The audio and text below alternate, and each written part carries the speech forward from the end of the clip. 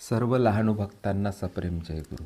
जीवनगाथा या सदराअंतर्गत आज आपण भक्त जनज संवत यांचे जीवनचरित्र बघणार आहोत. जनज संवत या नावाचा एक भक्त श्रीमंत असून मोठा राम उपासक होता.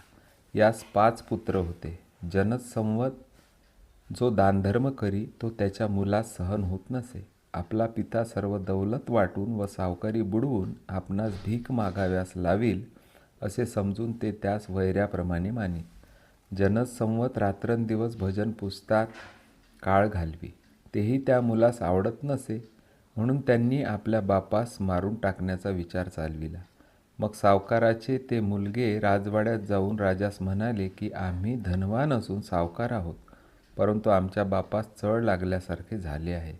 तो सारी दौलत वाटून टाकून आम्हास भिकेस लावील, यास्तव त्यास बोलावून आणून शिक्षा द्यावी. त्या दुष्ट पुत्रांच्या वचनावर भरोसा ठेवून त्या अविचारी राजाने जनज संवतास बोलावून आणले. तो आल्यावर राजा त्या मुलांना म्हणाला की मी यास मारून टाकतो, तुम्हा हे कबूल आहे का? तेव्हा मुलांनी त्यास मोठ्या आनंदाने संमती दिल्यावर राजाने त्याची मूठ बांधिली व तीत मोठे दगड ठेवून ती पाण्यात नेऊन सोडून देण्याचा हुकूम केला. तेव्हा जनज संवत म्हणाला, मी रामचंद्रावर भरोसा ठेवून पैशाचा सद्व्यय करतो. तुमच्या या शिक्षेने माझ्या केसास देखील धक्का लागणार नाही. सर्व जगाचा नियंता जो राम तो माझे रक्षण करील.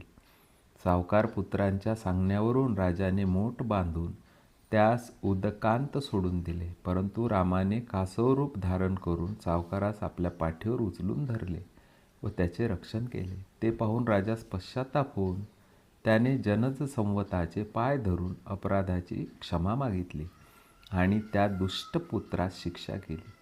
जय जय रघुवीर समर्थ. श्री समर्थ लहानूजी महाराज की जय.